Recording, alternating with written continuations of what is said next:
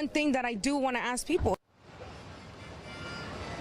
So yesterday, you see some video there of maybe a dozen immigrants or some less climbing this fence. And it can be done. It's not easy, and I'm not even going to try, but you can do it this way. Some of the young guys can do it, and they'll go to the fence there, and they'll goad or tease the Border Patrol. There's not really imminent threat here. These bollards are filled with cement. They can't do anything here. The concern, as I said, is those lanes of traffic, which is much harder to police. Now, you know, when you go east of here, and you know this because you've lived on the border fence is really nothing but that old landing mat, the steel landing mat. Well, on the U.S. side, it looks like it's 8 feet tall, but the Mexicans have built it up and put a lot of soil here, and it's easy, like 3 feet in some spots. So over this week, the Border Patrol and the military was trying to harden that infrastructure and to raise it up, put some razor wire on the other side of that in those places that are vulnerable, Harris. So at this point in time, we're expecting ultimately about 5,000 from the main caravan and potentially 3,000 other caravan members ultimately hitting Tijuana. And then what happens next? Well, it could be a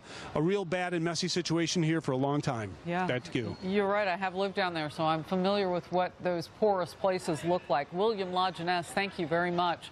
Going to bring in now Brandon Judd, National Border Patrol Council President, right on time. It's great to have you on the program today. So you no doubt have seen the video, and you're talking to your people. Who's coming across the border majorly? The majority of the people that are coming across the border are family units, but we still get those single male adults. We still get people from special interest countries. It's not just what everybody thinks. We get people that we have to be very concerned about, and so we take this situation very seriously. Now, when you say people you have to be concerned about, what do you mean by that? Well, what we have to do is we have to look into their backgrounds. When we take them into custody, we have to take them back to our stations, and we have to look into their backgrounds to find out if they have any criminal records here in the United States. For instance, a couple months ago, we arrested a group of individuals that crossed the border illegally in the Rio Grande Valley. When we took that group back to the Border Patrol station and we ran records checks on them, there was one that was with his 8-year-old daughter, and he had a conviction here in the United States for rape.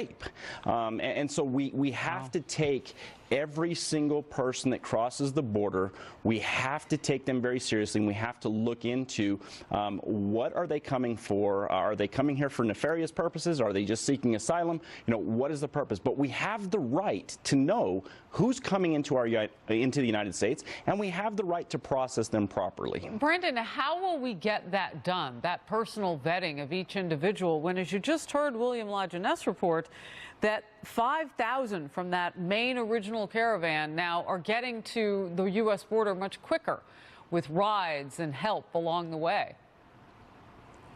Harris, it's nearly impossible to do it. The problem that we face is when we take these individuals into custody and they ask for asylum, we end up releasing them on what's called their own recognizance, expecting them to show up to a future court date.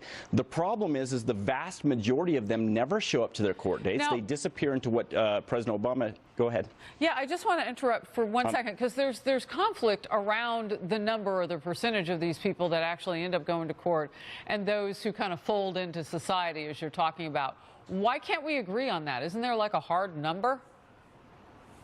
There is a hard number. In fact, I mean, if you look at the former acting ICE director, Tom Homan, he saw those numbers. He knows exactly what those numbers are. And I believe that he says that those numbers are somewhere around 20% that actually show up. I mean, we do have those hard numbers. We know how many show up, but we know that the vast majority do not. And if they don't show up, what they're telling you is that they did not have a legitimate asylum claim in the first place. And that's the concern that we have. They're gaming the system, and Congress has to step up and fix this problem.